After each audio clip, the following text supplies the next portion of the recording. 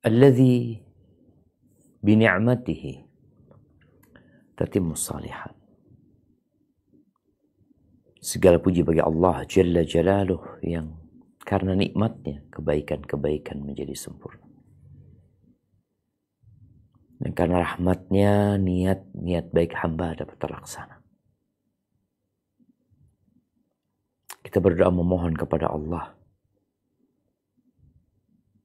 agar menetapkan hati kita di atas agamanya. Agar tidak memalingkan hati kita setelah memberikan hidayah kepadanya. Dan agar Allah senantiasa memberikan rahmatnya. Dialah Maha Pemberi. Allahumma salli wa sallim ala abdika wa rasulika Sayyidina wa maulana Muhammadin wa ala alihi wa ashabihi ajma'in, amma ba'd. Ya Allah, semoga salawat dan salam, berkah dan nikmat senantiasa Engkau curahkan untuk hamba kekasih-Mu, untuk baginda Nabi kita Muhammad alaihi salatu wassalam, untuk keluarga beliau, untuk istri-istri beliau, untuk putra-putri beliau, dan untuk seluruh sahabat Nabi. Semoga Allah meridai kita bersama mereka. Amma ba'd. Ahibati fillah, tadi pagi ada seorang yang bertanya kepada ana. Pertanyaan yang cukup menarik ya. Dia berkata, apakah Ustaz, orang yang sudah meninggal dunia, dia istri yang meninggal dunia, bisa memberikan manfaat kepada yang masih hidup? Yang meninggal, apakah bisa memberikan manfaat kepada yang masih hidup? Ahibati fillah, kita tahu bahwasanya orang yang datang ajalnya, dia punya keinginan untuk ditunda kematiannya sedikit saja. Karena dia ingin beramal. Karena setelah dia mati, dia gak bisa lagi beramal. Maka tatkala kita membahas tentang doa buat jenazah, doa buat orang yang mati. Karena memang pada hakikatnya orang yang meninggal dunia itu membutuhkan doa dari yang hidup. Amal dari yang hidup.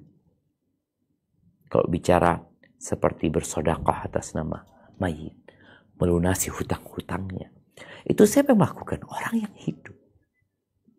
Mungkin mau membadalkan haji dia, siapa yang mendoakannya? Yang hidup. Maka kita pada kesempatan kali ini akan melanjutkan tentang apa saja doa yang kita panjatkan agar kita dapat memberikan manfaat kepada yang meninggal dunia. Agar Allah mengampuni dosa-dosanya, meringankan azabnya. Subhanallah. Ya, kita akan baca hadis nomor 937. Nah, silahkan dibaca.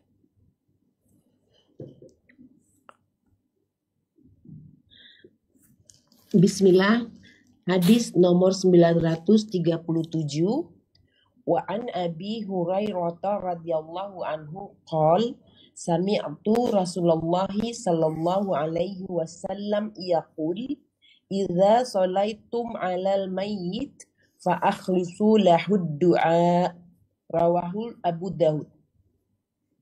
Dari Abu Hurairah radhiyallahu anhu, dia menuturkan, aku pernah mendengar Rasulullah Sallallahu Alaihi Wasallam bersabda, apabila kalian mensolatkan jenazah, maka berdoalah untuknya dengan tulus, ikhlas.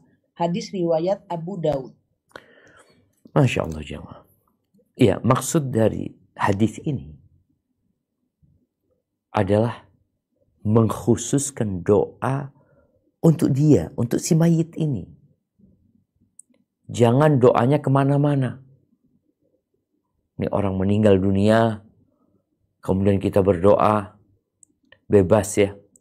Allah maghfir lil mu'minina wal mu'minat wal muslimina wal muslimat al ahya minhum wal amwat. Atau kita mau berdoa buat maslahat saudara-saudara kita yang ada di Gaza, atau kita minta diperbaiki urusan umat Islam secara umum. Itu doa-doa ya memang kita disyariatkan untuk memanjatkannya. Tapi ketika sholat jenazah, khususkanlah doa buat dia. Tentunya penuh dengan keseriusan. Makanya kalau kita melihat doa-doa yang kemarin kita baca, ya memang khusus buat dia. Ada mungkin yang lebih umum. Contohnya di yang terakhir ya, di hadis nomor 936, Allahumma gfir li hayyina wa mayyitina wa saghirina wa kabirina. Ini ada sedikit umum. Tapi di yang lainnya khusus. Nabi mendoakan Allahumma gfir lahu warhamhu wa'afihi wa'afan. Dia ya Allah, dia ya Allah. Artinya kita mendoakan buat dia. Tentunya dengan penuh keseriusan. Ketika mendoakan mayit. Kenapa? Karena dia benar-benar membutuhkan. Kalau orang yang hidup kita mendoakan, walaupun kita nggak mendoakan, dia bisa berdoa sendiri. Tapi kalau ini udah meninggal dunia, maka dia sangat membutuhkan keikhlasan kita, keseriusan kita. Karena sejatinya Allah Azza wa Jal la yastajibu du'aan min qalbin lahin ghafil.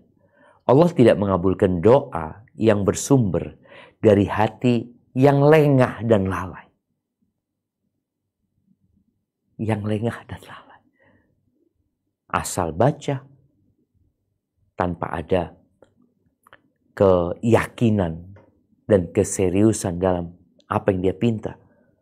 Padahal Nabi pernah bersabda juga, alaihi salatu wassalam, ud'ullaha wa antum muqinuna bil ijabah. Berdoalah kepada Allah dalam kondisi antum yakin akan dikabulkan oleh Allah Azza wa Jalla.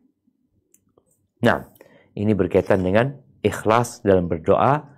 Maksudnya mengkhususkan doa buat dia, nggak kemana-mana doanya. Kemudian juga serius, karena ya tadi, orang itu sangat membutuhkan doa kita, karena memang dia berada dalam kondisi yang sangat genting sekali. Dia akan dibawa ke liang lahat, dia akan tinggal sendirian. Di situ ada fitnah kubur yang harus dia lewati. Boleh jadi dia punya dosa-dosa yang menyebabkan dia diazab di sana. Maka tugas kita, ya berbondong-bondong mensolatin jenazah saudara kita, mendoakan dia dengan serius, bukan fokus ke takziahnya, tapi lebih fokus ke doanya. Karena takziah untuk menghibur yang hidup, tapi doa untuk maslahat yang sudah meninggal dunia. Barakallahu fiik. Naam, tafadhal. Hadis nomor 938. Bismillahirrahmanirrahim. Wa anahu anin nabiyyi sallallahu alaihi wasallam fi sholati ala janazah. Allahumma anta rabbuha wa anta khalaqtaha wa anta hadaitaha lil Islam wa anta qabatta ruhaha wa anta a'lamu bisirriha wa alaniyatiha ji'naka syufa'a lahu waghfir lahu. Rawahu Abu Daud. Dari Abu Hurairah dari Nabi Shallallahu Alaihi Wasallam mengenai doa dalam sholat jenazah. Ya Allah, Engkau adalah Rabb-Nya, Engkau juga yang telah menciptakannya, Engkau yang telah menunjukinya untuk memeluk Islam, Engkau yang telah mencabut nyawanya, dan Engkau yang lebih mengetahui yang tersembunyi maupun yang tampak darinya. Kami datang kepadamu untuk memintakan syafaat baginya, karenanya berikanlah ampunan kepadanya. Hadis riwayat Abu Daud. Barakallahu fiik ya. Ini hadis yang diriwayatkan oleh Abu Hurairah juga. Seperti hadis yang sebelumnya, di mana pernah Nabi alaihi salatu wassalam sholat jenazah dan membaca doa ini. Dan kita akan mendapati doa ini benar-benar khusus. Allahumma anta rabbuha. Engkau adalah Rabbnya. Hanya ini kembali kepada jenazah. Jadi walaupun dia laki, tatkala kita membacanya Rabbuha maksudnya jenazahnya. Karena jenazah, ya boleh jadi jenazah ini jenazah perempuan memang ya. Seperti itu. Kalau laki kita mengatakan Allahumma gfir lahu warhamhu. Nah, kemudian kalau nggak tahu, artinya kita kalau tahu jenazah ini kadang-kadang kita sholat di sebuah masjid, Masjid Nabawi, Masjidil Haram, namanya. Kita tahu yang meninggal laki, maka gunakan Allahumma gfir lahu. Kita tahu yang meninggal perempuan, maka gunakan Allahumma gfir laha. Tapi kalau kita nggak tahu, maka gunakan Allahumma gfir laha. Maksudnya jenazah. Karena jenazah ini mu'annats. Laki dan perempuan disebut jenazah. Kita sebutkan Allahumma gfir laha. Di sini Nabi SAW mengatakan Allahumma anta rabbuha. Ya Allah, Engkau adalah Rabbnya. Ini tawassul jemaah. Sebelum meminta sesuatu, kita memuji Allah, membuat sebuah pernyataan, memanggil Allah dengan nama-namanya. Wa anta khalaqtaha. Dan Engkau menciptakannya Allah. Belum ada doa di sini. Wa anta hadaitaha lil Islam. Ini tawassul dengan kebaikan Allah. Allah menciptakannya dan Engkau yang memberikan hidayah kepada dia untuk masuk Islam. Wa anta qabatta ruhaha. Dan Engkau yang mencabut nyawanya ya Allah. Wa anta a'lamu bisirriha wa alaniyatiha. Dan Engkau lebih tahu ya Allah dengan yang rahasia dari dia, yang tersembunyi dan yang tampak darinya. Engkau lebih tahu. Artinya kami nggak tahu. Engkau yang lebih tahu ya Allah. Ji'naka syufa'a lahu. Kami datang ya Allah kepadamu dalam rangka memintakan syafaat bagi dia. Terus baru doa. Faghfir lahu. Berikan ampunan kepadanya. Subhanallah jemaah. Ini termasuk adab berdoa.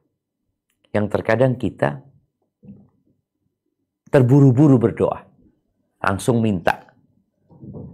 Yang lebih etis ketika seorang hamba hendak memohon kepada Allah, ya dia bertawasul dengan memuji Allah Azza wa Jal, dengan memanggil Allah dengan nama-namanya yang indah, atau menyebutkan kebaikan-kebaikan Allah seperti di hadis yang baru saja kita baca.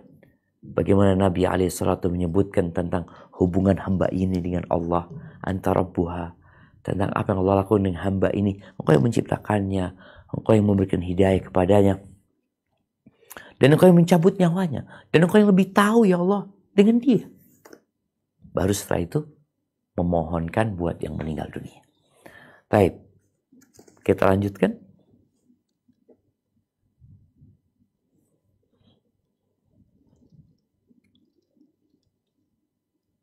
Bismillahirrahmanirrahim. Hadis ke-939. Wa an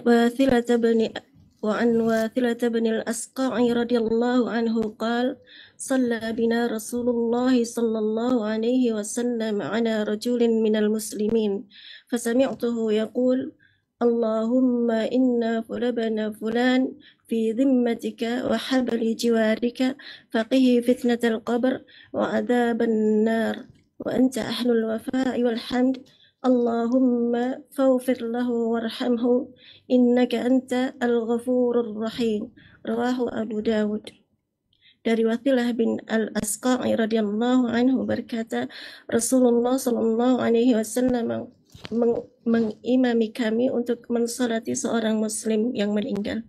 Aku mendengar beliau berdoa, Ya Allah, sesungguhnya Fulan bin Fulan ada dalam tanggunganmu dan ikatan keamananmu. Maka jagalah dia dari fitnah kubur dan siksa api neraka. Dan engkaulah yang selalu menepati janji dan layak mendapat pujian. Ya Allah, ampunilah dan rahmatilah dia. Sesungguhnya engkau maha pengampun lagi maha penyayang. Hadis riwayat Abu Daud dan disahihkan oleh Al-Albani. Barakallahu fiik. Ini hadis lain. Dan doa lain di kesempatan yang berbeda yang Nabi baca. Bagaimana Wathilah bin Asqa radhiyallahu ta'ala anhu menyebutkan pernah Nabi alaihissalatu menjadi imam salat jenazah dan beliau membaca doa yang doanya didengar oleh para sahabat. Apa doanya? Menyebutkan nama. Allahumma inna fulan ibna fulan. Sesungguhnya fulan bin fulan. Contohnya kalau anak yang meninggal dunia, semoga Allah mematikan kita husnul khatimah. Antum ketika mensolatin jenazah anak mengatakan Allahumma inna Syafiq ibn Riza fi dhimmatika.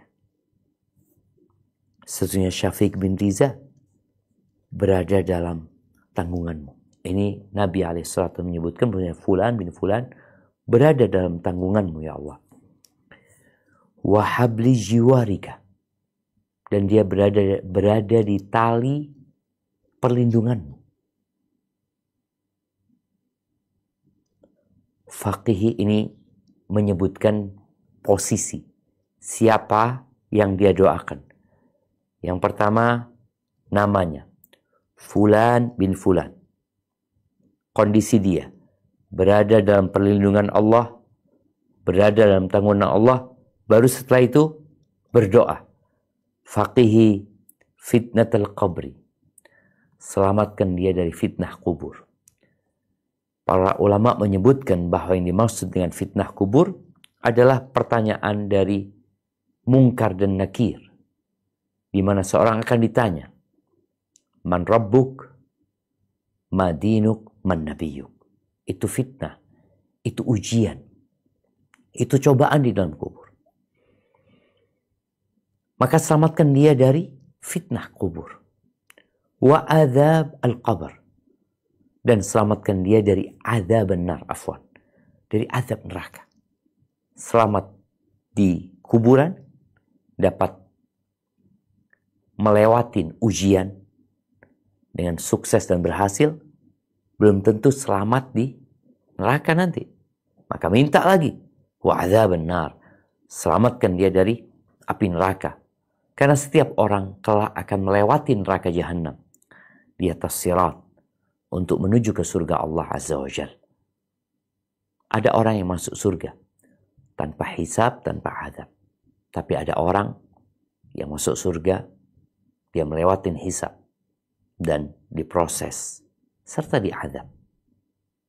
Maka kita dalam doa sapu jagat yang Allah sebutkan dalam Al-Quran dan diajarkan oleh Rasulullah sallallahu alaihi wasallam, Rabbana atina fid dunya hasanah wa fil akhirati hasanah wa qina adzaban nar. Wahai Rabb kami, berikan kepada kami apa? Kebaikan di dunia. Kebaikan di dunia, banyak kebaikan di dunia. Wa fil akhirati hasanah, dan kebaikan di akhirat. Ya, berupa keridhaan Allah dan masuk surga. Tapi orang tadi masuk surga belum tentu langsung masuk. Ada yang diazab dulu. Maka kita minta masuk surga tanpa azab. Wa qina adzaban nar. Dan selamatkan kami dari api neraka. Baik. Kita lihat doa ini. Yang pertama dia menyebutkan Allahumma. Dia panggil Allah. Kemudian disebutkan nama fulan. Dan bagaimana kondisinya. Lalu berdoa meminta supaya diselamatkan dari azab kubur. Dari fitnah kubur. Dari azab neraka. Lalu memuji Allah. Ini lagi kita tawasul. Wa anta ahlul wafa wal hamd. Ya Allah, engkau adalah zat yang selalu menepati janji dan yang sangat pantas dipuji. Allahumma, lalu minta lagi, ya Allah, faghfir lahu, ampuni dia ya Allah. Kita lihat bagaimana permintaan itu diselingi dengan pujian buat Allah Azza wa Jalla. Faghfir lahu ya Allah, ampuni dia ya Allah. Warhamhu, kasihi dia. Udah cukup enggak? Ditutup lagi dengan pujian buat Allah Azza wa Jalla. Innaka antal ghafurur rahim. Sesungguhnya engkau maha pengampun dan maha pengasih. Ini yang disebut tawassul dengan asma'ullah al-husna. Allah Azza wa Jalla mengatakan, walillahil asma'ul husna fad'uuhu biha. Allah itu memiliki nama-nama yang indah. Maka berdoalah dengan nama-nama Allah yang indah itu. Baik, sekali lagi ini doa khusus ya. Buat mayit dengan disebut namanya. Nggak apa-apa. Nggak disebut namanya nggak apa-apa, ada contohnya. Kalau kita tahu, kita kenal, sebutkan namanya. Supaya kita lebih serius dan lebih tulus berdoa. Barakallahu fiik. Nah, silakan dilanjutkan. Hadis nomor 940. Wa an Abdullah bin Abi Aufa radhiyallahu anhuma annahu kabbara ala janazat ibnatin lahu arba'a takbirat. Faqama ba'da rabi'ati faqadri ma baina takbirataini yastaghfiru laha wa yad'u. Thumma qala kana Rasulullah sallallahu alaihi wasallam yasna'u hakaza. Wa fi riwayah kabbara arba'a. فمكث ساعة حتى ظننت أنه سيكبر خمسة ثم سلم عن يمينه وعن شماله فلما انصرف قلنا له ما هذا فقال إني لا أزيدكم على ما رأيت رسول الله صلى الله عليه وسلم يصنع أو هكذا صنع رسول الله صلى الله عليه وسلم. Rawahul Hakim wa qala haditsun hasan. Haditsun Dari sahih. Haditsun sahih. Nah. Ustaz. Dari Abdullah bin Abi Aufa radhiyallahu anhum bahwasannya dia mensolatkan jenazah seorang putrinya dengan 4 kali takbir. Lalu setelah takbir keempat, dia tetap berdiri kira-kira selama antara 2 takbir untuk memohonkan ampunan. Kemudian dia berkata, demikianlah saya melihat Rasulullah SAW mengerjakannya. Dan dalam sebuah riwayat disebutkan, dia bertakbir 4 kali, lalu berdiam sejenak sehingga aku kira dia akan bertakbir untuk yang kelima kalinya. Setelah itu dia mengucapkan salam seraya menoleh ke kanan dan ke kiri. Setelah selesai, kami menanyakan kepadanya, mengapa kamu berbuat seperti ini? Dia menjawab, sesungguhnya aku tidak menambah sesuatu pun atas apa yang pernah aku saksikan dari salat yang dikerjakan oleh Rasulullah SAW. Atau beginilah Rasulullah SAW mengerjakan. Hadis riwayat Al-Hakim dan dia mengatakan hadis ini sahih. Barakallahu fiik. Kita lihat jemaah bagaimana seorang sahabat ya, ketika dia menjadi imam dalam mensolati jenazah putri. Dia setelah takbir yang keempat, dia nggak langsung salam. Di beberapa masjid umpamanya kadang-kala habis takbir keempat langsung assalamualaikum. Dia di sini berhenti cukup lama. Seperti berhenti di takbir yang pertama dan kedua. Dan dia juga memang berdoa. Disebutkan yastaghfiru laha wa yad'u. Dia beristighfar dan berdoa. Lalu dia berkata, seperti ini yang dilakukan oleh Rasulullah SAW. Jadi bicara takbir salat jenazah, apakah itu 4, ada yang mengatakan 5, ada beberapa riwayat. Tapi Al-Imam Nawawi lebih menguatkan yang 4 kali takbir. Tapi di sini ada riwayat lain yang mengatakan bahwa setelah takbir yang keempat, aku mengira, ini perawi hadis ini, bahwa Abdullah bin Abi Aufa akan takbir yang kelima. Ternyata enggak. Thumma sallama an yaminihi wa an shimalihi. Kemudian dia mengucapkan salam ke kanan dan ke kiri. Jadi salam dalam salat jenazah ini memang ada 2 riwayat. Cukup kanan saja. Dan dalam mazhab Hambali, kalau para jamaah berangkat umrah atau haji, akan mendapati imam di Masjidil Haram dan Masjid Nabawi, tatkala salat jenazah, mereka salamnya hanya sekali, ke kanan saja. Assalamualaikum warahmatullah. Udah. Loh, tapi ada salam lagi. Iya, salam yang kedua itu sebenarnya salamnya Bilalnya, yakni muadzin yang mengikuti bacaan imam itu. Dia mengulangin Assalamualaikum warahmatullah. Berarti cuma sekali. Maka coba diperhatikan bagi yang melaksanakan ibadah umrah dan haji. Maka cukuplah kita mengikuti imam sekali, ya kita sekali salam. Kalau imamnya 2 kali, ya kita 2 kali. Di sini Abdullah bin Abi Aufa meriwayatkan kanan dan kiri. Ketika selesai, ditanya nih. Pertanyaannya agak nggak enak. Ada unsur pengingkaran. Mahadha, apa ini? Kok mungkin sebagian mereka beranggapan itu hal yang baru. Karena memang tatkala kita terbiasa dengan salam imam yang sekali umpamanya, atau kita terbiasa setelah takbir keempat itu imamnya langsung salam, tahu-tahu ini imamnya panjang, nunggu lagi, berdoa lagi. Maka tanya ini, mahadha, apa ini? Jadi jamaah memang penting ya. Kalau kita nggak enak dengan sesuatu, untuk bertanya. Supaya kita nggak ngerundel di belakang. Ngomong di belakang nanti. Loh, mumpung orangnya ada, ya silakan ditanyakan gitu loh. Maka Abdullah bin Abi Aufa radhiyallahu anhuma, beliau mengatakan, Inilah azidukum ala ma ra'aitu Rasulullah sallallahu alaihi wasallam yasna. Aku nggak nambah-nambahin loh. Aku nggak menambah dari apa yang aku lihat dari yang dilakukan Rasul sallallahu alaihi wasallam. Karena sekali lagi ada khilaf yang namanya khilaf tanawu. Khilaf itu ada 2. Khilaf tadad sama khilaf tanawu. Khilaf tadad ada khilaf yang kontradiktif. Yang nggak mungkin digabungin. Ada khilaf yang menunjukkan keragaman memang. Artinya semuanya boleh. Seperti adanya khilaf di bacaan-bacaan sholat jenazah. Adanya perbedaan di bacaan ruku, sujud.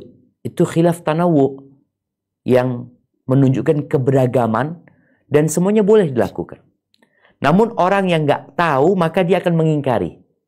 Seperti yang terjadi dengan Abdullah bin Abi Aufa. Namun setelah itu dia memberikan penjelasan bahwa seperti inilah yang dilakukan oleh Rasulullah Sallallahu Alaihi Wasallam.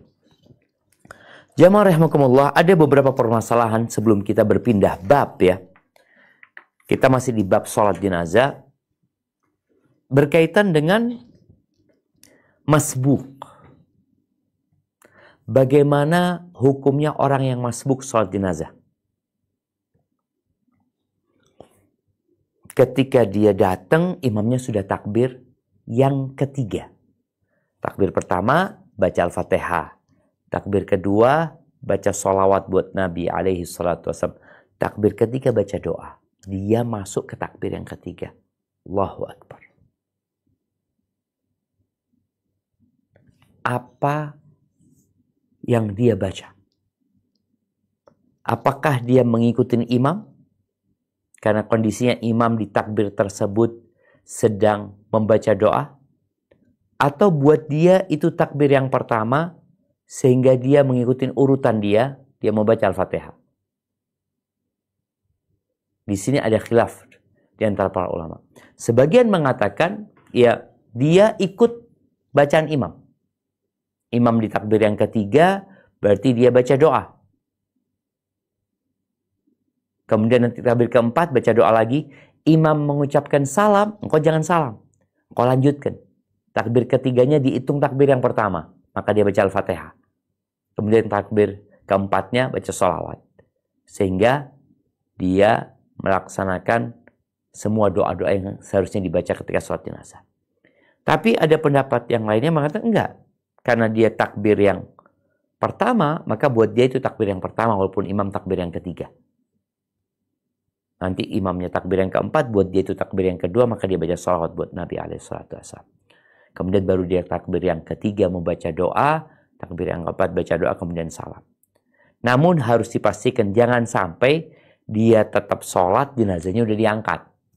Karena ini sholat jenazah. Maka perlu dipercepat, jangan panjang-panjang karena dia sudah masbuk. Dia pikir udahlah, anak kan doa bebas. Mau berapa panjang, dan yang meninggal ini adalah kerabat anak. Jangan. Kenapa? Kalau engkau tahu jenazahnya tetap di situ, nggak apa-apa engkau panjangin. Tapi kalau jenazahnya diangkat, maka segerakan engkau selesaikan sholatmu. Baik, ini berkaitan dengan apa yang dilakukan ketika masbuk di sholat jenazah ini. Dan sekali lagi, hendaklah kita memperhatikan kondisi jenazahnya. Karena itu sholat jenazah. Baik, kita akan pindah ke bab baru. Silahkan dibaca. Bab 158, mempercepat penguburan jenazah. Hadis nomor 941. Bismillahirrahmanirrahim. An Abi Hurairah radhiyallahu anhu anin Nabi sallallahu alaihi wasallam qala asri'u bil janazah fa in taqu solihah fa khairun tuqaddimunaha ilai wa in tuqasi wa zalika fasyarun tad'unahu an raqibikum muttafaq alaih. An riqabikum. An Rok, itu salah itu roknya. Iya, an riqabikum. betul, sahih. An riqabikum. Muttafaq alaih. Nah. Dari Abu Hurairah radhiyallahu anhu dari Nabi sallallahu alaihi wasallam bersabda, percepatlah pemakaman jenazah, karena jika dia orang yang salih, kalian telah menyegerakan kebaikan kepadanya. Dan jika dia bukan orang yang salih, ia merupakan hal buruk yang kalian lepaskan dari tanggungan kalian. Muttafaq alaih. Barakallahu fikum. Nah, riqab ini bisa jadi tanggungan, bisa jadi artinya jemaah pundak atau leher kalian. Mempercepat penguburan jenazah itu dianjurkan berdasarkan hadis yang diriwayatkan Imam Bukhari dan Muslim. Tapi mempercepat yang tidak membahayakan jenazah. Karena jangan sampai terlalu cepat jenazahnya jatuh nantinya. Atau membahayakan orang-orang yang sedang mengangkut. Namun nggak boleh lambat-lambat gitu loh. Artinya nggak dianjurkan pelan-pelan. Ada kalau orang pelan. Mau ya kalau di sini ya. Enggak. Memang disuruh segera. Bahkan bagaimana para sahabat ketika mengantarkan jenazah. Itu sampai sandalnya pada keinjak dan putus ya. Tapi sekali lagi. Berjalan kaki. Namun cepat. Tidak sampai berlari. Supaya tidak membahayakan jenazah. Tapi di hadis ini jelas sekali. Rasulullah SAW mengatakan asri'u bil janazah. Segerakan penguburan jenazah. Ini berkaitan segera jamaah ya. Bersegera dalam pengurusannya juga yang akan berdampak kepada pensegeraan dalam penguburannya. Karena ada yang ditunda-tunda. Menunggu kerabat, ya, menunggu saudara. Kalau tidak terlalu lama, maka nggak masalah. Jangan sampai jenazah itu berubah. Apalagi kehadirannya juga tidak bisa membuat apa-apa. Dia ini perlu disegerakan. Ada anak-anak yang durhaka sama orang tuanya, sampai mati pun durhaka. Bukan disegerakan orang tuanya, disuruh nunggu diri dia. Yang nggak pernah datang ketika hidup, ketika mati dia jangan dikuburkan. Sampai saya datang. Dia udah nggak dikuburin. Gara-gara anaknya yang seharusnya disegerakan. Ada juga yang jenazah harus dipindah. Artinya meninggal di Jember. Mau dibawa ke kampung halamannya. Yang akhirnya hal ini menyebabkan penundaan penguburan. Kalau tempatnya nggak jauh, mungkin nggak terlalu butuh waktu lama. Tapi ada yang tempatnya jauh. Para ulama menyebutkan apabila si mayit berwasiat umpamanya untuk dikuburkan di kampung halamannya. Kalau keluarga mau melaksanakan itu nggak apa-apa. Kalau keluarga tidak mau melaksanakan wasiatnya, dikarenakan hal itu akan menunda penguburan dan akan memberati keluarga dengan biaya-biaya yang dikeluar, maka nggak masalah dia tidak melaksanakan wasiat tersebut. Karena wasiatnya berkaitan dengan harta dan merepotkan orang, umpamanya seperti itu. Tapi kalau sang anak mau, ya silahkan. Namun, seharusnya jenazah itu disegerakan, bukan ditunda. Kalau sudah siap, ya udah. Ada yang ditunggu, oke, silahkan ditunggu sebentar. Dan penantiannya ini jangan sampai terlalu lama, yang menyebabkan jenazah itu juga nggak nyaman, dan orang-orang yang hendak mensolatin terganggu. Pernah kejadian umpamanya diumumkan, insya Allah kita akan sholat jenazah jam asar, jam 3 sore. Datang orang-orang sebelum asar. Tahu-tahu dikatakan ditunda, kata dia, karena anaknya belum datang. Kapan? Insya Allah habis maghrib. Siap. Nah ini orang pulang, datang sebelum maghrib. Maghrib belum datang anaknya. Oh iya minta maaf, ditunda katanya. Anaknya masih sampai mana?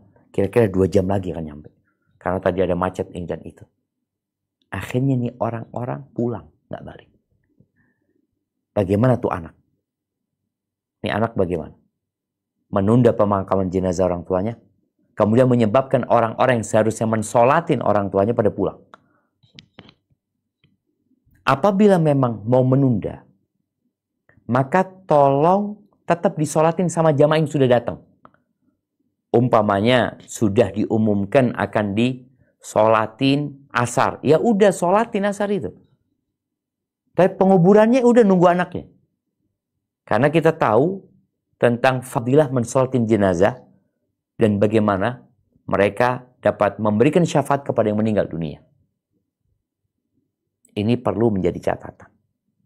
Artinya solatin, udah jamaah mau pulang yang punya urusan ini itu dan katakan jazakumullah khairan, insyaallah kita akan nunggu sang anak untuk dimakamkan karena sudah disolatin. Itu mungkin akan lebih bijak ya.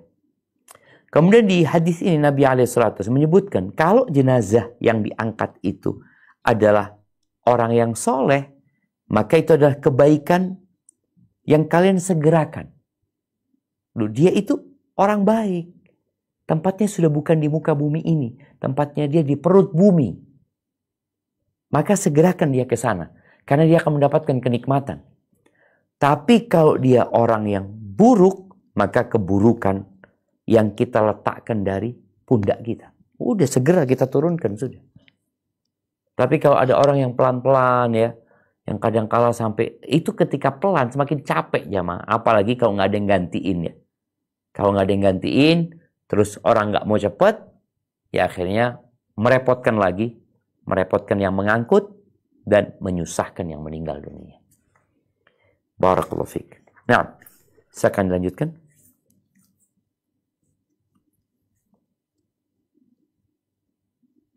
Hadis nomor 942. Bismillahirrahmanirrahim. Wa an Abi Sa'idin al-Khudri radhiyallahu anhu qala kana an-nabiyyu sallallahu alaihi wasallam yaqul idza wudi'atil janazah فاحتملها الرجال على أعناقهم فإن كانت صالحة قالت قدموني وإن كانت غير صالحة قالت لأهلها أين تذهبون بها يسمع صوتها كل شيء إلا الإنسان ولو سمع الإنسان لصعيق رواه البخاري. Dari Abu Sa'id Al-Khudri radhiyallahu anhu bahwa Rasulullah Shallallahu alaihi wasallam bersabda, jika jenazah diletakkan di keranda dan siap dibawa oleh beberapa orang di atas bahu mereka, jika jenazah itu baik, maka dia akan mengatakan, cepat angkatkan aku. Dan jika jenazah itu tidak baik, maka dia akan mengatakan, aduh celaka, hendak kalian bawa kemana aku ini? Segala sesuatu mendengar suaranya kecuali manusia. Seandainya manusia mendengarnya, pasti dia akan pingsan. Hadis riwayat Al-Bukhari. Barakallahu fikum. Naam. Ahibati fillah. Di dalam bahasa Arab itu ada jenazah atau janazah, ada jinazah. Janazah atau jinazah. Apa bedanya? Kalau pakai kasroh, jinazah itu keranda. Kerandanya itu disebut jinazah. Yang diangkut namanya janazah. Baik, Abu Sa'id Al-Khudri radhiyallahu taala anhu menyebutkan bahwa Nabi alaihi salatu wasallam bersabda menggambarkan tentang kondisi jenazah. Ini sesuatu yang gaib, yang tidak didapat kecuali dengan wahyu. Kita tahu orang itu udah mati. Tidak ada ruh di dalamnya. Dan berkaitan dengan mensegerakan ini jamaah, tolong dipastikan orang itu memang sudah mati. Apalagi untuk mati mendadak. Karena pernah ada orang yang sebenarnya masih hidup, tapi karena keluarga melihat sudah nggak ada nafasnya ini dan itu, dianggap mati. Disebutkan oleh Syekh Ibn Utsaimin rahimahullah ta'ala sebuah kejadian, ada jenazah. Jadi kalau Bapak Ibu jamaah melihat keranda yang ada di Mekah dan Madinah, itu nggak ada penutupnya, kecuali kalau perempuan. Dan kalau perempuan pun penutupnya nggak full seperti yang ada di negeri kita. Kalau laki malah nggak ada penutupnya, dia ditaruh di atas keranda gitu aja. Biasanya diikat ya, tapi tanpa penutup. Pada saat itu ada jenazah yang diangkut. Orang kampung lihat ya. Kata salah satu orang di sana mengatakan, turunkan, belum mati jenazahnya ini. Subhanallah kata mereka. Kok tahu? Kok iya coba turunkan. Dan betul, jadi dia memperhatikan kakinya jenazahnya ini masih miring ya. Seharusnya kalau mati dia kaku dan tegak seperti ini. Enggak, dia masih miring seperti itu. Ini masih hidup. Dan betul ternyata masih hidup. Dan disebutkan juga berapa banyak jenazah-jenazah yang disegerakan dikuburkan. Ternyata dia matinya di kuburan. Ada ditemukan di beberapa kuburan yang menggunakan peti umpamanya, ada cakaran-cakaran orang yang mati itu. Karena dia bangun lagi di kuburan itu. Dia matinya karena nggak bisa nafas. Ada juga yang disebutkan dia matinya dalam kondisi yang nggak seperti ketika jenazah itu diletakkan gitu loh. Berubah kondisi jenazah itu. Berarti dia masih hidup ketika dia dimasukkan ke sana. Maka berkaitan dengan mensegerakan, hendaklah dipastikan dia sudah meninggal dunia.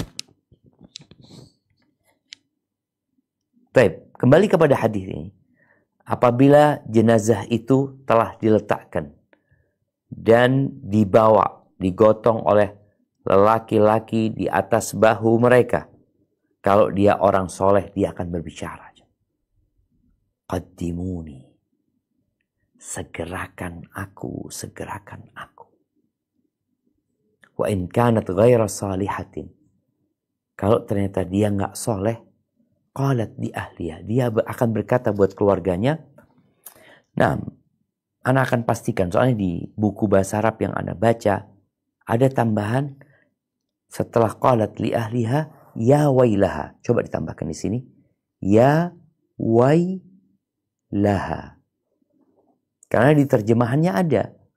Terjemahannya aduh celaka atau duhai celaka. Dia akan berkata kepada keluarga, ya wailaha. Betapa celakanya jenazah ini. Maksudnya diri dia. Aina tadhabuna biha. Mau dibawa kemana jenazah ini? Mau dibawa mana ke jenazah ini? Yasma'u sawtaha kulla syai' ila insan. Semuanya mendengar teriakan orang ini. Kecuali manusia. Kalau manusia itu diperdengarkan, maka dia akan pingsan. Subhanallah jemaah. Ada kondisi yang memang alamnya berbeda. Sebagaimana di dalam kubur. Bagaimana tatkala orang itu tidak bisa menjawab pertanyaan-pertanyaan kubur. Lalu malaikat membawa palu yang besar, dihancurkan kepala orang ini. Dan orang itu teriak. Jemaah. Dikatakan yasma'u sautahu kullu syai', mendengar suaranya segala sesuatu kecuali manusia dan bangsa jin. Maka semoga Allah menyelamatkan kita tatkala ajal menyebut kita. Maka jamaah, segerakanlah apabila ada orang yang meninggal dunia. Apalagi tidak ada hal-hal yang menuntut untuk penundaannya. Pernah di masa Nabi SAW ada seorang wanita berkulit hitam yang kerjanya membersihkan masjid. Dia membersihkan dari dirinya. Suatu hari Nabi kehilangan dia. Kemana fulana? Kok nggak kelihatan, kata dia. Maka para sahabat radhiyallahu ta'ala anhu mengatakan, matat ya Rasulullah, fulana sudah meninggal dunia. Kemudian kita meninggalnya di malam hari, dan memang nggak ada kerabat nggak ada yang harus ditunggu, nggak ada yang menuntut untuk ditunda. Maka para sahabat mengurusin jenazahnya, kemudian mengkafani, kemudian mensolati, kemudian menguburkannya. Setelah dikuburkan, Nabi Halis tanya, kenapa kalian nggak kasih tahu aku? Nabi tidak mencela sahabat ketika mensegerakan. Tapi Nabi menegur sahabat Sallallahu Alaihi Wasallam karena sahabat nggak ngasih tahu. Ini menunjukkan bahwasanya memang mensegerakan menguburkan jenazah adalah hal yang dianjurkan. Barakallahu fiik. Nah, mungkin kita cukupkan karena pembahasan tentang atau kita masuk ke saya tanya jawab mungkin ya. Dicukupkan Ustaz? Siap. Barakallahu fiik. Oke, insyaallah. Barakallahu Ustaz. Ya Ustaz, alhamdulillah. Alazim ini majid tadi masalah hayyakallahu Ustaz, jazakallahu khairan wa barakallahu fikum. Ustaz telah memberikan nasihat, fawaid, tausiah, wasilah, ilmu dan penjelasan dari kitab Syarih Riyadhus Shalihin karya Imam An-Nawawi rahimahullah pada hari ini. Dan sebelum masuk ke sesi kedua, yaitu sesi tanya jawab, kami Gerombolan Muslimah, Gerombolan Muskat sebelumnya ingin mengucapkan terima kasih juga kepada channel-channel dan media sunnah yang terus serta menyiarkan merelay kajian pada hari ini. Selain Gerombolan Muskat sendiri, ada Sapa Muslim, Gerombolan Muslimah, Kans Media Sunnah, Wesal TV, Abiyati TV Art Visi Channel, dan Pemuda Hijrah Cirebon. Kami ucapkan jazakumullah wa barakallahu fikum. Dan insya Allah mungkin dalam beberapa menit, 30 menit ke depan kita akan masuk ke sesi tanya jawab. Mungkin ada pertanyaan bisa didahulukan untuk Uktires, Tafadhol Uktires. Ada pertanyaan yang disampaikan pada Ustaz? Jazakallah khair. Assalamualaikum warahmatullahi wabarakatuh, Ustaz. Waalaikumsalam warahmatullahi wabarakatuh. Nah, tafadhol. Iya. Ya, Ustaz. Berikut pertanyaannya, bagaimanakah hukumnya melayat tetangga atau teman atau saudara yang non-muslim yang mungkin dalam proses pemakamannya ada ritual-ritual yang sesuai dengan agama mereka? Jika ada non-muslim yang meninggal, apa yang kita boleh ucapkan yang tidak melanggar syariat? Demikian, Ustaz. Masya Allah, barakallahu fiik. Nah, ahibati fillah, takziah kepada non-muslim diperbolehkan tanpa mengikuti ritual mereka. Ya, katakan kepada mereka, semoga engkau dikasih kesabaran, semoga jumlahmu tidak dikurangi dengan matinya fulan, ya. Semoga semuanya sudah ditakdirkan oleh Allah Azza wa Jal. Jadi ucapan yang mengandung unsur hiburan atau menghibur hati mereka dan menguatkan mereka menghadapi musibah itu. Tidak mendoakan si mayit. Adapun mengantarkan jenazah tidak perlu, kecuali memang nggak ada yang menguburkan jenazah. Artinya kita datang ke kuburan memang untuk menguburkan karena nggak ada orang lain. Sebagaimana Rasulullah Sallallahu Alaihi Wasallam memerintahkan kepada Ali bin Abi Thalib ketika bapaknya meninggal dunia, yakni Abu Thalib, qum fawarihi, engkau bangkit dan kuburkan dia.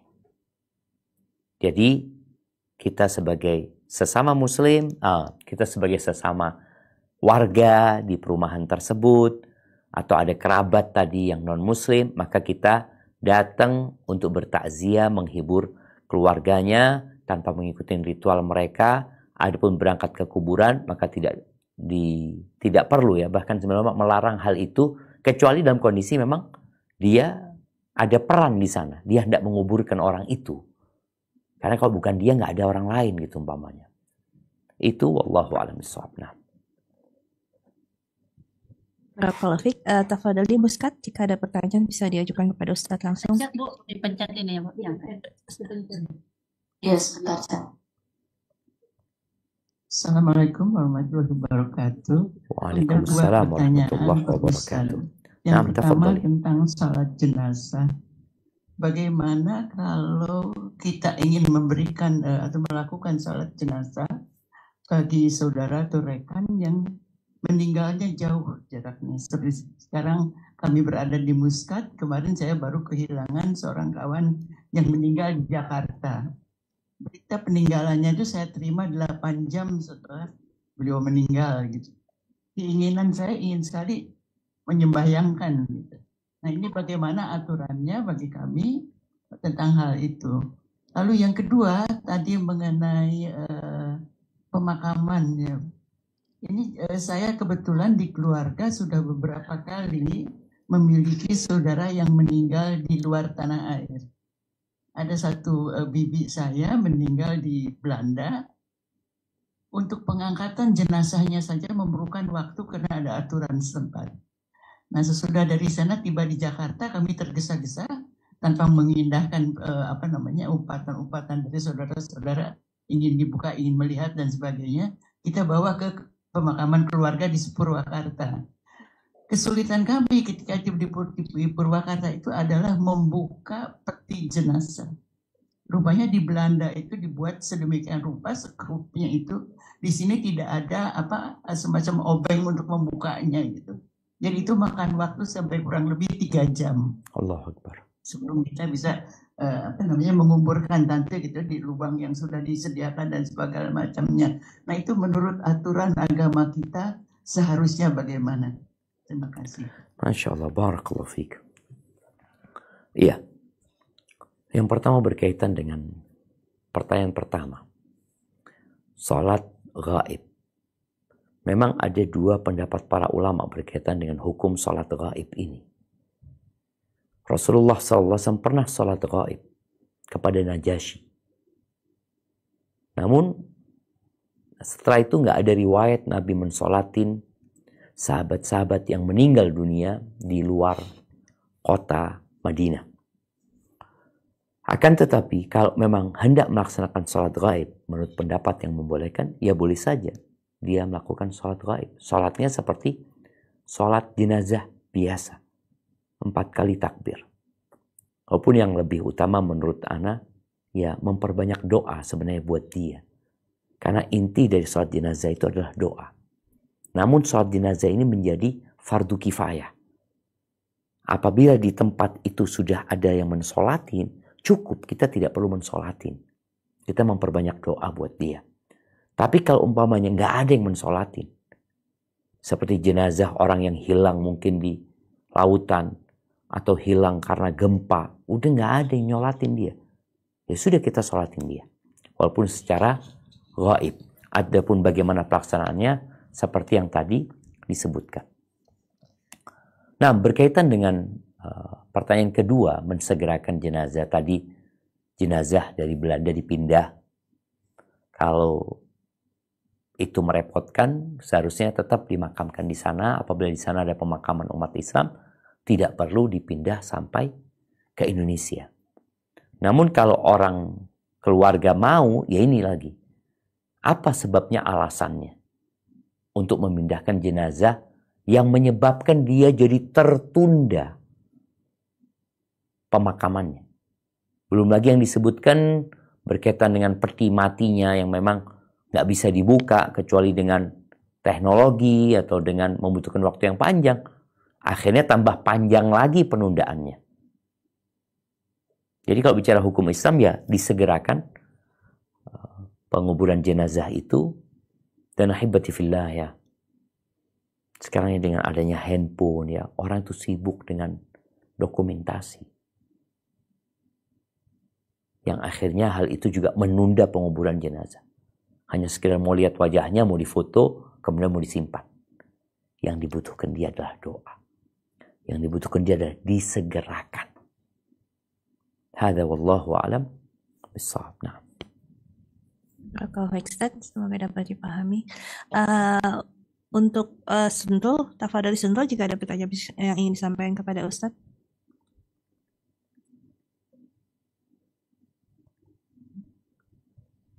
Bismillahirrahmanirrahim. Assalamualaikum warahmatullahi wabarakatuh. Waalaikumsalam Ustaz, yang saya tanyakan, biasanya kan kalau yang saya lihat setelah jenazah dimandikan dan dikafani, biasanya tuh ditaruh kayak di ruang tengah, di ruang keluarga gitu, ditutup kain batik gitu.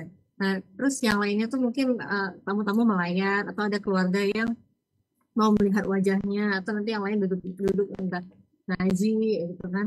Nah, itu gimana Ustaz? Apakah setelah dikafani dan disolatkan harus langsung dikuburkan, atau ada jeda waktu yang diperbolehkan? Ya, Assalamualaikum warahmatullahi wabarakatuh. Barakallahu fiik. Naam, ahibati fillah. Berkaitan dengan bab yang baru saja kita bahas, yaitu mensegerakan. Jadi kita seharusnya sesegera mungkin. Kalau memang sekali lagi nggak ada maslahat yang ditunggu. Kecuali nunggu orang untuk mensolatin. Soalnya kalau sekarang dibawa, ini waktunya nggak tepat. Nggak ada orang yang mensolatin. Walaupun kalau bicara menguburkan, kita bisa panggil orang, ya kita bayar. Tapi kan yang sangat diperlukan oleh mayit ini, doa, sholat jenazah itu. Yang mensolatin mungkin cuma 2 orang kalau sekarang Ustaz. Ya silakan. Ditunda karena ada maslahat tadi. Cukup kan 3 soft, cukup 40 orang. Apalagi kalau sekarang di tempat-tempat yang ramai jamaahnya, ya udah dibawa ke sana. Umpamanya dia meninggal jam 6 pagi.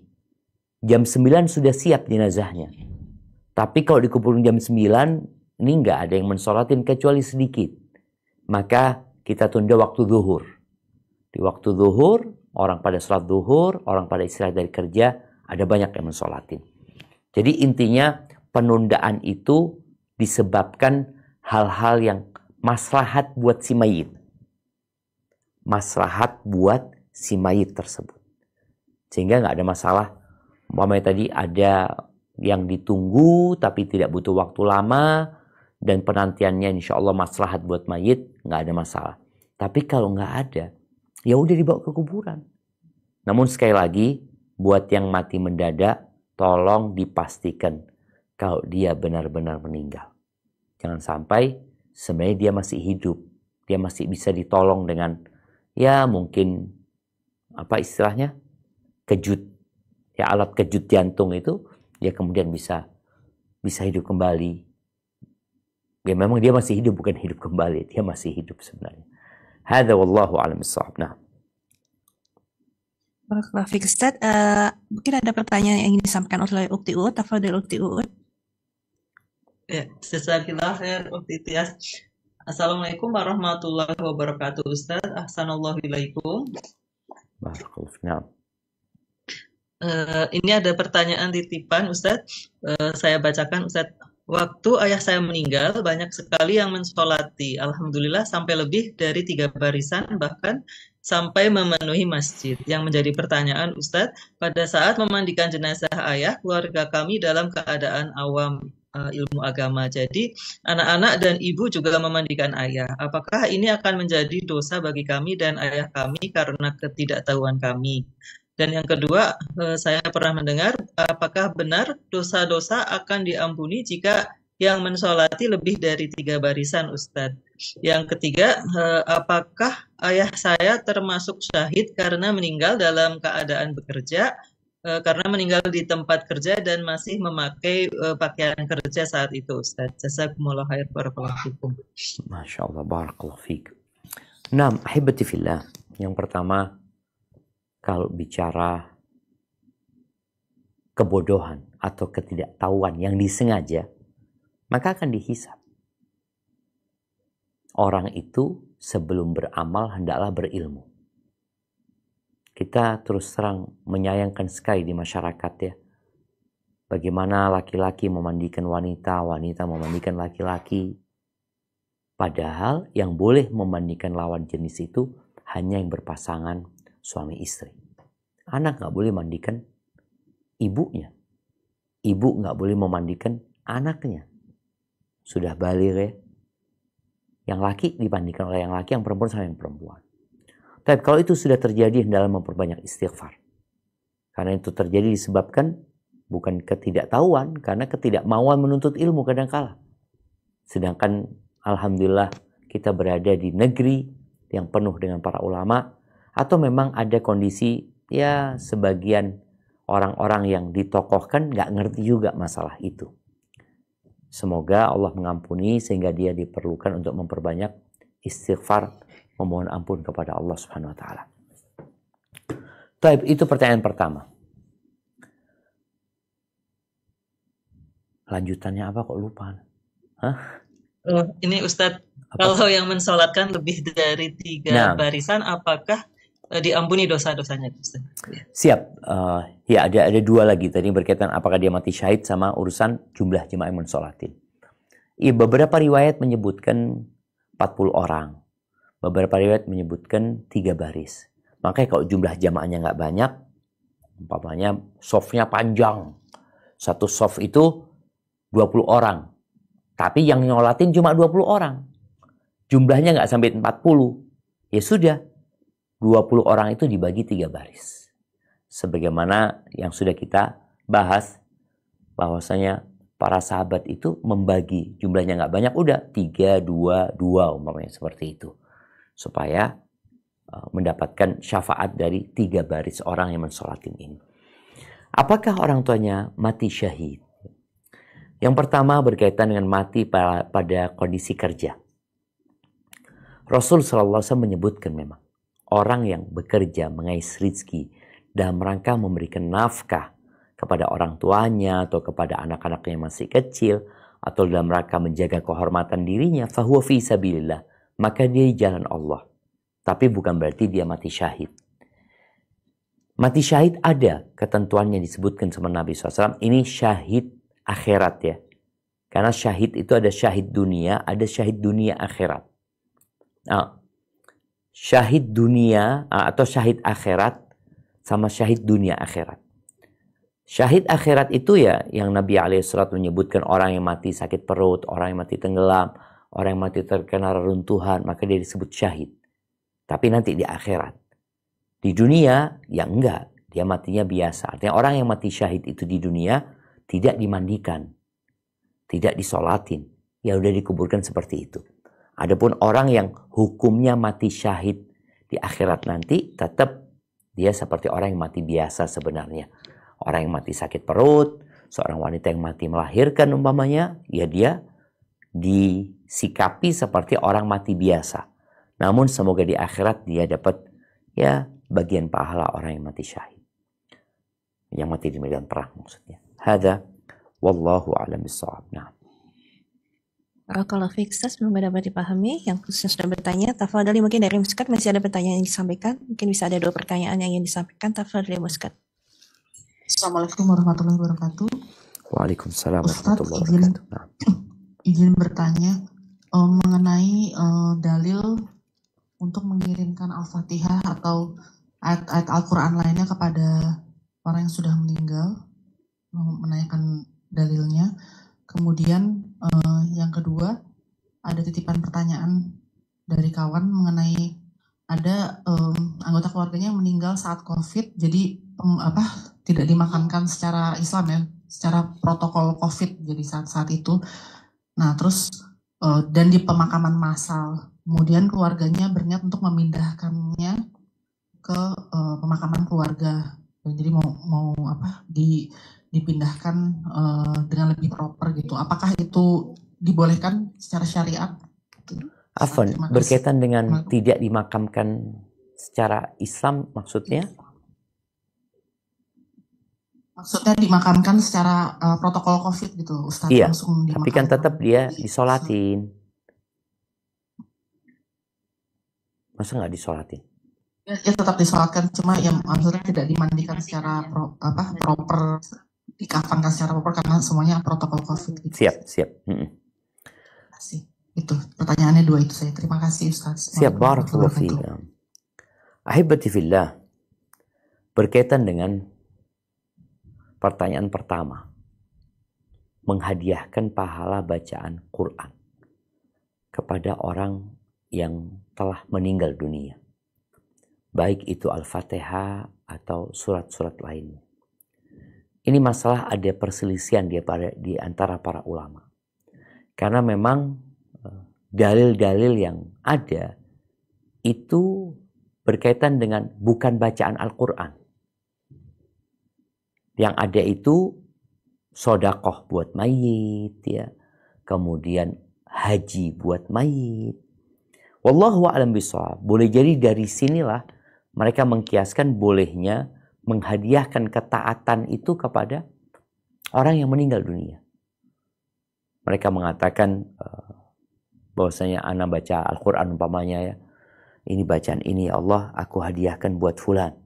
Ini diantara ana akan sedikit bacaan yang disebutkan di buku-buku fikih ya, yang mereka sunnahkan, mereka anjurkan ya. Mereka mengatakan wa sunnah ihda'ul qurab, dianjurkan menghadiahkan pahala ketaatan dengan cara mengatakan Allahumma ij'al thawaba dzalika li fulan. Dia mengatakan ya Allah jadikan pahala ini buat fulan. Ini di antara yang disebutkan oleh para ulama. Kemudian ketika orang niat dan dia menghadiahkan kepada si mayit itu, yang berpendapat sampai, maka semoga sampai. Ini pendapat umpamanya Al-Imam Ahmad bin Hanbal ya. Kemudian Syekhul Islam Ibn Taimiyah, termasuk yang berpendapat sampai jamaah. Al-Imam Syafi'i berpendapat nggak nyampe pahala itu. Apa penyebabnya? Memang nggak ada dalil-dalil khusus yang menyebutkan menghadiahkan pahala bacaan Al-Quran. Tapi kalau pahala sodakoh, tadi umroh ada. Sehingga di sini khilaf yang terjadi itu boleh jadi disebabkan tadi tidak ada dalil yang sharih yang menjelaskan bacaan Quran itu bisa dihadiahkan. Tapi adanya dalil-dalil lain seperti sodakoh atau bicara haji dan umroh buat yang meninggal dunia itu diperbolehkan. Hadza wallahu a'lam bishawab untuk pertanyaan yang pertama ya. Maka yang lebih baik keluar dari khilaf karena boleh jadi nyampe, boleh jadi nggak nyampe. Yang pasti sampai itu doa, pasti. Sebagaimana tadi sholat jenazah itu kita baca Al-Fatihah buat diri kita sholat buat diri kita, kemudian baru kita mendoakan si mayit, mintakan ampun buat dia, masukkan dia ke surga Allah Azza wa Jal, jauhkan dia api neraka. Itu adalah hal yang disepakati oleh semua ulama berkaitan dengan mendoakan si mayit. Tapi kalau menghadiahkan maka terjadi perselisihan. Ada pertanyaan yang kedua, bicara memindah. Boleh memindahkan jenazah itu kalau alasannya benar. Contoh alasan yang benar itu, ternyata dia di situ dikumpulkan sama orang kafir. Pemakaman umum, ya nggak apa-apa dipindah. Pindah ke tempat yang khusus buat umat Islam. Tapi kalau sudah selesai dia memang nggak dimandikan waktu itu secara COVID, mandikan mungkin yang nggak sempurna, dia dibungkus dengan kafan yang mungkin tidak sesuai, yang penting bagaimana dia tetap disolatin kemudian dimakamkan. Nggak ada masalah insya Allah karena memang kita nggak punya kendali pada waktu itu. Tinggal memindahkannya diperbolehkan. Kalau memang tadi dikatakan dia itu di sana dikumpulkan sama muslim dan non-muslim. Padahal kita tahu seharusnya kuburan umat Islam dipisahkan dari orang-orang kafir. Maka kalau keluarga mau memindahkan, secara hukum agama diperbolehkan. Hadza wallahu a'lam bishawab. Nah.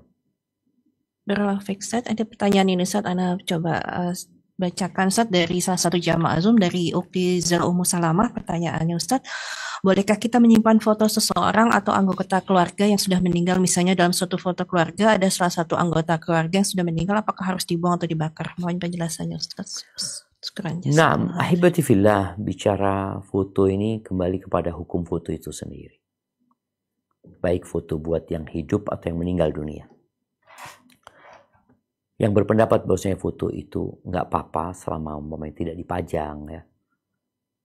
Maka foto yang meninggal boleh. Dengan catatan, itu tidak menyebabkan dia tenggelam dalam kesedihan. Dan itu juga bukan dipajang untuk dikenang, yang enggak. Kalau ternyata itu menyebabkan dia tenggelam dalam kesedihan ini dan itu, jangan. Lebih baik dihilangkan. Tapi kalau enggak ada masalah foto itu seperti foto yang lainnya. Tapi tujuannya sekali lagi bukan untuk mengenang yang menyebabkan kita mengembalikan kesedihan aja. Atau mengenang kebaikannya.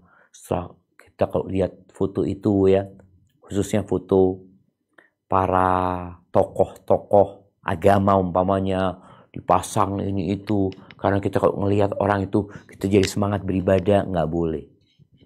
Kalau boleh pasti ya fotonya sahabat atau gambarnya para sahabat menjadi lebih utama untuk dipasang. Tapi nggak ada. Seperti itu. Hadza wallahu a'lam bishawab.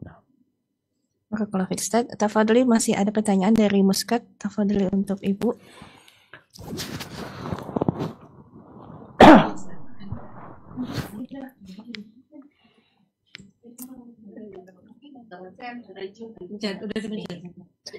Assalamualaikum warahmatullahi wabarakatuh, Ustaz Syafiq. Untuk bertanya untuk persiapan kematian, kan banyak ya yang menjual untuk kain kafan, terus lahan pemakaman, apakah itu memang disunahkan? Masya Allah. Siap, barakallahu fiik. Itu ya, terima kasih. Berkaitan dengan persiapan untuk kematian. Yang pertama persiapan kematian itu adalah dengan amal soleh ya. Kita semua akan mati. Tapi kita nggak tahu di mana kita akan mati. Tadi kalau bicara kain kafan, boleh jadi kain kafan itu yang akan kita pakai. Kalau bicara kuburan, boleh jadi di situ kita akan dikuburkan. Boleh jadi enggak. Karena kita benar-benar wa ma tadri nafsun bi ayyi ardin tamut. Nggak ada satupun jiwa yang tahu di bumi mana dia akan mati. Maka persiapan yang paling utama adalah persiapan amal.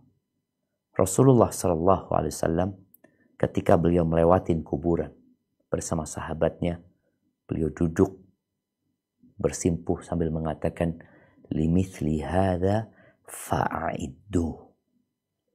Untuk yang seperti ini hendaklah dipersiapkan. Untuk matinya ini, bukan kuburannya, tapi untuk matinya. Baik, tentu yang paling utama adalah 2 kalimat syahadat yang kita persiapkan dan amal soleh yang lainnya. Adapun mempersiapkan kain kafan, boleh aja. Karena pernah seorang sahabat meminta baju yang dipakai oleh Nabi SAW.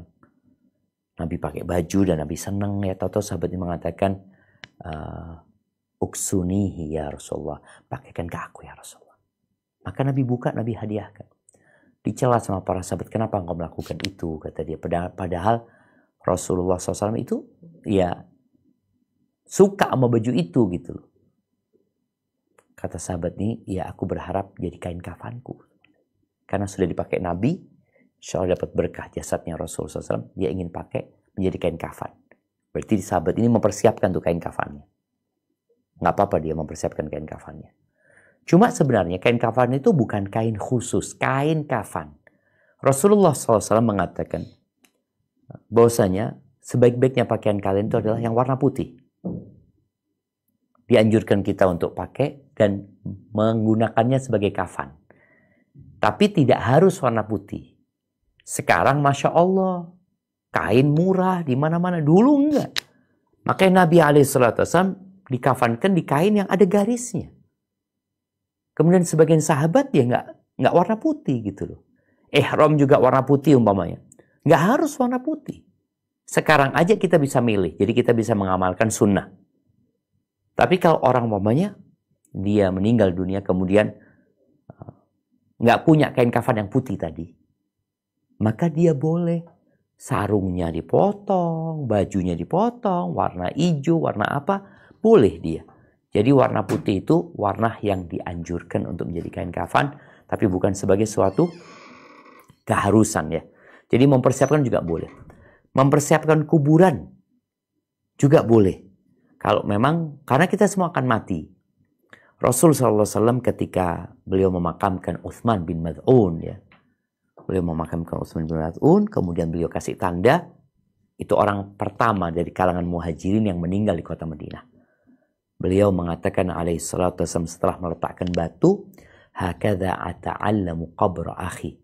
Dengan cara ini aku tahu sebagai tanda kuburan saudaraku, dan aku akan memakamkan kerabatku di sini juga gitu. Ini berarti persiapan Nabi SAW untuk memakamkan para sahabat yang akan meninggal di sana. Dan Baqi pun menjadi pemakaman ya. Tapi tetap ada pemakaman yang khusus di situ, ada keluarga Nabi alaihi salatu wassalam. Itu mungkin berkaitan dengan mempersiapkan diri dengan kain kafan atau kuburan. Karena memang itu sebuah kepastian. Hanya saja kita nggak tahu di mana kita meninggal dunia. Hadza wallahu a'lam bissawab. Oke, Ustaz. Tafadhali mungkin mengingat waktu salat asar di sana. Mungkin Ustaz 3 pertanyaan lagi. Tafadhali. Ya, tafadhali Uktires mungkin bisa bertanya secara singkat saja mungkin. Tafadhali Uktires. Berikutnya saya bacakan pertanyaan dari Ukti Yola di Muscat. Assalamualaikum warahmatullahi wabarakatuh. Jazakallah khair atas ilmu yang diberikan. Semoga Allah berikan rezeki kesehatan untuk Ustaz. Izin bertanya, apakah ada riwayat atau tuntunan untuk acara tahlilan 7, 40, 100 hari dan seterusnya Ustaz? Bagaimanakah hukumnya? Jazakallah khair. Wassalamualaikum warahmatullahi wabarakatuh. Waalaikumsalam warahmatullahi wabarakatuh. Nah, ahibati fillah. Bicara tahlilan yang disebutkan tadi, ada hari selama 7 hari, ada 3, 7, 40 sampai setahun, sampai 1000 tahun, 1000 tahun 1000 hari umpamanya. Maka ketahuilah kita dalam beragama itu mengikuti apa yang telah diajarkan Rasulullah SAW. Para ulama yang melihat tradisi itu, mereka sudah menyebutkan bahwa tradisi dan budaya itu, ini di kitab-kitab mereka ya, mereka menyebutkan ya bid'ah makruha, sebuah bid'ah yang dibenci sebenarnya. Mereka tidak mengatakan itu bid'ah hasanah. Dari kalangan Syafi'iyah umpamanya, mereka mengatakan hal itu. Maka bagi kita sebagai seorang muslim, cobalah mengkaji ulang. Karena boleh jadi yang Anda sampaikan salah. Oh enggak Ustaz, salah. Itu sebenarnya sunnah. Karena kita akan mendapati beberapa ustadz umpamanya menyampaikan bahwasanya sunnah tahlilan itu dianjurkan. Kalau bicara bacaan kita, bacaan la ilaha illallah, kita baca Al-Quran, semua itu bacaan-bacaan yang diperintahkan kita untuk membacanya. Tapi membuat acara di rumah si mayit, di malam pertama, kedua, ketiga, sampai 7 hari, coba dilihat. Apakah memang itu dianjurkan? Itu dianjurkan.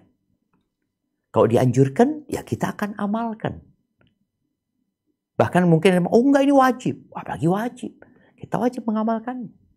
Tapi yang membaca sejarah akan tahu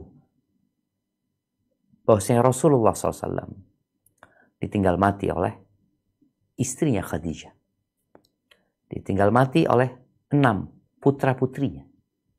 Nggak pernah beliau mengadakan acara tersebut. Oh mungkin Rasulullah SAW sibuk ya dengan dakwahnya. Siap, kita nggak sibuk. Kita ngapain? Baik, ketika Nabi SAW meninggal dunia, apakah kemudian Abu Bakar membuat acara tersebut? Kemudian Umar ketika Abu Bakar meninggal, apakah mereka mengadakan? Kita ini beragama yang simple aja. Kalau mereka ngamalkan atau mereka menganjurkan, ya udah kerjain. Kerjain. Orang mau ngomong apa terserah. Tapi kalau ternyata kita, mereka nggak ngamalin gitu.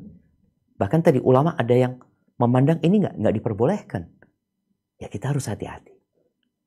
Maka anak ingin menyampaikan pesan agar setiap orang yang mengamalkan itu untuk mengkaji kembali. Melihat apakah Rasulullah SAW mengamalkan hal itu, apakah para sahabatnya mengamalkan hal itu, atau paling nggak Imam Syafi'i, kita di Indonesia madhabnya Syafi'i. Apakah Imam Syafi'i mengamalkan hal itu? Apakah ketika Imam Syafi'i meninggal dunia, Imam Syafi'i ditahlili umpamanya atau tidak? Ketika Imam Syafi'i ditahlili, mungkin jadi pegangan, oh berarti ada dalilnya gitu. Tapi kalau ternyata enggak, kita nggak perlu capek-capek mencari dalil. Karena memang, ya mereka nggak ngamalkan dan tidak ada praktek yang dilakukan oleh para sahabat, para tabi'in dan tabi'ut tabi'in. Itu mungkin jamaah, dan berusaha kita dalam beragama itu menetapi sasaran. Kata Nabi SAW, saddidu. Engkau tepati sasaran. Kau nggak bisa mendekati, jangan menjauh. Hadza wallahu a'lam bishawab. Ustaz, semoga dapat diambil apa yang menjadi ibrah dari kajian ini, dan mungkin masih ada beberapa pertanyaan Ustaz, mungkin bisa langsung disampaikan secara singkat saja Ukti Uut mengingat waktu. Ya baik, ya.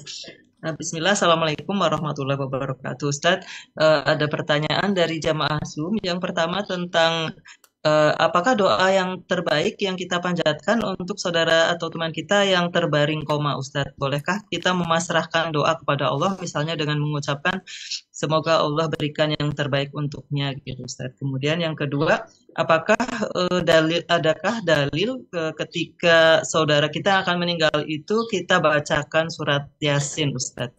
Jazakumullah khair, barakallahu fikum. Masya Allah, barakallahu fikum.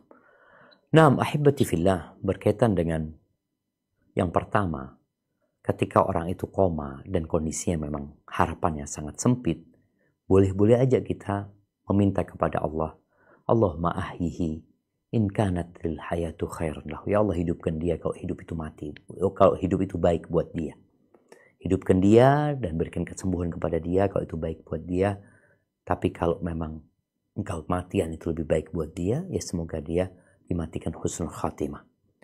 Tetap kita nggak tahu soalnya mana yang terbaik buat dia. Tapi kalau kondisinya sangat diharapkan dia sembuh, ya jangan didoakan mati. Tapi doakan dia sembuh, hidup sehat, dan lebih bertakwa kepada Allah Azza wa Jalla. Adapun pertanyaan yang kedua berkaitan dengan membaca surat Yasin buat orang yang sekarat. Ya. Memang ada hadis yang diriwayatkan Imam Malik dalam kitabnya Al-Muwatta. Iqra'u Yasin ala mautakum. Bacakan Yasin buat mautakum. Di sini para ulama menyebutkan mautakum maknanya bukan orang yang sudah meninggal dunia, tapi orang yang sekarat, yang hendak meninggal dunia. Hadisnya diperselisihkan. Oleh karena itu, kalau Anda nggak salah, Syekh bin Utsaimin rahimahullah ta'ala mengatakan orang yang berpendapat hadisnya sahih, ya boleh dia mengamalkan. Ketika orang itu hendak meninggal dunia, dia bacakan surat Yasin buat dirinya, ya. Tapi kalau dia berpendapat hadis itu nggak sahih, ya dia nggak perlu mengamalkan hal itu. Jadi kita ada hal-hal yang kadang kala ada khilaf di antara para ulama. Dan khilafnya itu muktabar. Artinya khilafnya itu ada ruang untuk beda pendapat. Sehingga kita tidak mengingkari, tapi kita berdiskusi. Menyampaikan ini loh hadisnya ternyata dhaif. Dan prakteknya para sahabat juga nggak kayak gitu. Ya udah, diskusi aja.